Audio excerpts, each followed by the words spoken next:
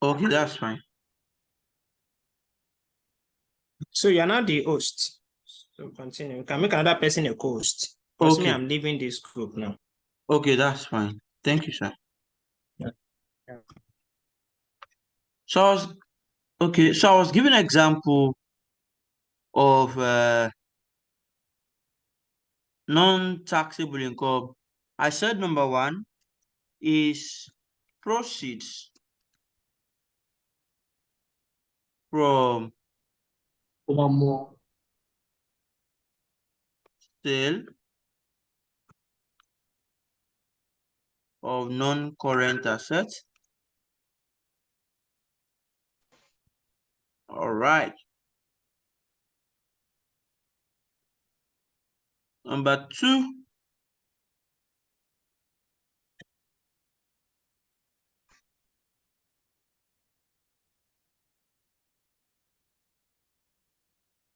we have profit from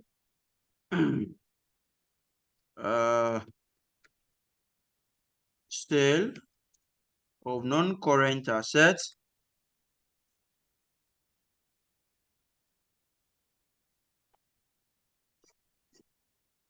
We have dividend received from a pioneer company, and we have also foreign exchange gain.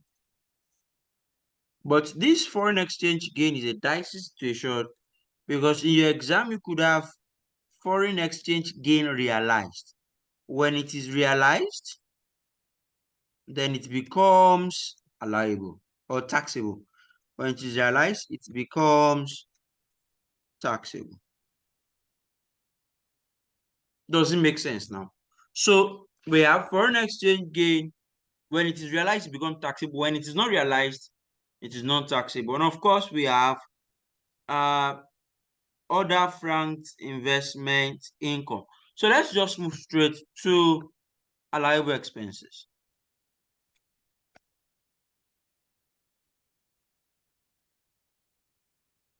So for allowable expenses, the first thing for it is that it must pass the principle of REN. WREN. That means it must be only reasonable, exclusive, and necessary for the business. Only for the business, reasonably incurred, it must be exclusively for the business and necessary for the smooth running of the business. Are we together? So if it does not pass that test of REN, then it is then disallowed.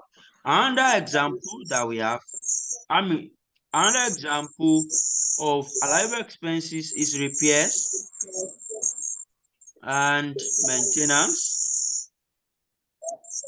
We have also realized exchange loss. Please take note of the word realize. Kalu, can you please mute your mic? We would appreciate if you could do that for us.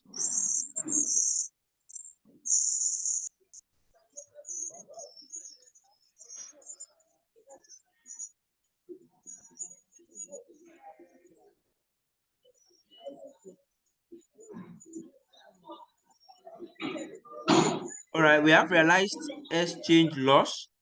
We also have, in the midst of all this, we still have salaries,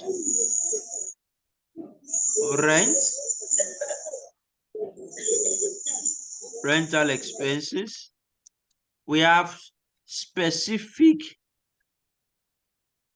provision for bad debt. We have bad debt written off, provided it's specific in nature. And also, any other expenses that you can think of that is only reasonable, exclusive, and necessary for the business is there. We have donations. And donations must be to the approved bodies.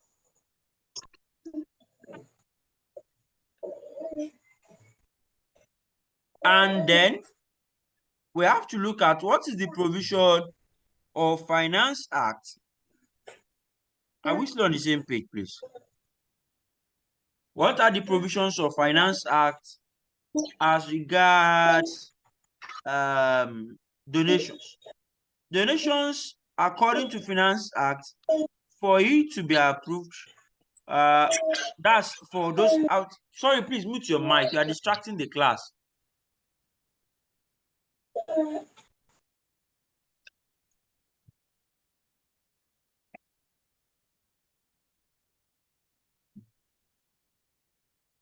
So donations must be to the approved bodies, right? Then Finance Act provides that donations made in cash, that's outside the approved body now. Donations made in cash and kind. Are we together, please? To any fund set up by the government will be considered allowable. Yeah, by the government in respect of pandemic or ecological issues or emergency. But there's a caveat in the provision, because the Finance Act says that it must not be 10% of the profit, right? It must not be 10%, be more than 10% of the accessible profit. Does this make sense to you, please? Does this make sense to you, please?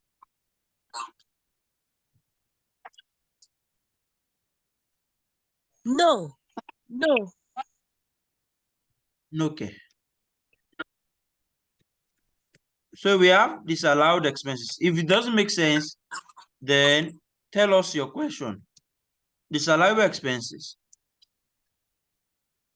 For disallowable expenses, of course, it will be opposite of the first one. So if it does not pass the rent test, it becomes disallowable. Does not pass the rent test, it becomes disallowable. And in practice, what we used to do is you must first be able to provide us the receipt or an invoice or a proof of your transaction. So if you don't get evidence, you go explain entire, we still no go grant you. You get? So now, example is depreciation, amortization,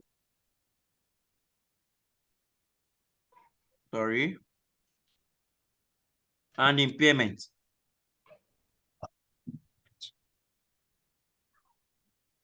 We also have improvements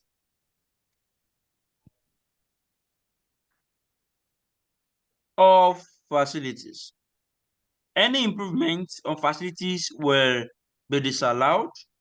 Then we have general provision.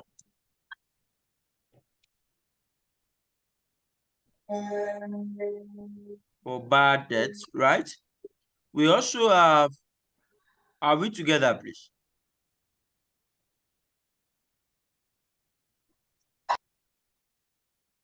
Loss on disposal of non-current assets. We have donations to unapproved bodies. And of course, we have unrealized exchange loss. Don't forget, I'm using the word realized, unrealized, and all of that, and capital intensive expenditure. capital intensive expenditure. Does it make sense to you, please? So those are disallowable expenses. So then we need to move into yeah. Okay. Then we need to move in to then understand what is the structure, because as you've known all this, you then need to know what is the application of it in real life, right? So in real life or in a real life scenario, can I clean everything I have on my screen? Not yet, sir. Please, I have a question. Yeah, please go ahead. What's it? Okay, like the non-taxable income, or profit. The first set, you have proceed from sale of non-current assets. Yes. And profit from sale of non-current asset. I don't get that. Proceed and profit. What's the difference? Okay, good. The profit is your cost less your expenditure, while the proceeds is cost, is the actual amount received. Okay, I thought tax should be on the profit, not actually on the proceed as such. Either ways, it is non-taxable. Oh, okay. Do you get my point? Either ways, it is non-taxable. All right, thank you. You're welcome. Any question? Okay. I want to send a question that we can actually play with to your group now. Let's see. Before we now do the real question.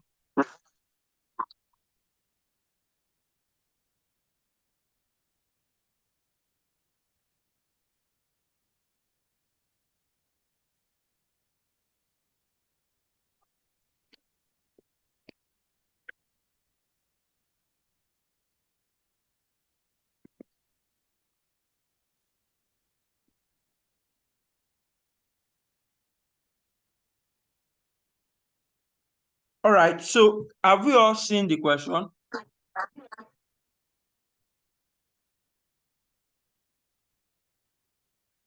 Have we all seen the question?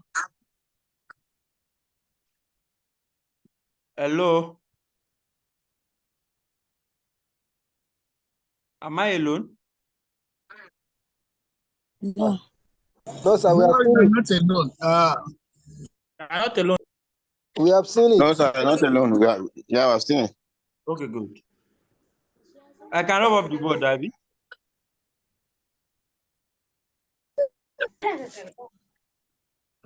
All right. So can somebody read the question? Can anybody just read the question so that we can move together and be sure we're on the same page?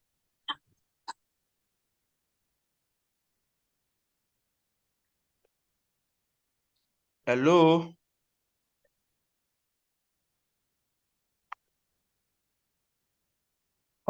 Oh, I'm married. So we have COI Nigeria Limited reported a net profit of 6.7 million for the year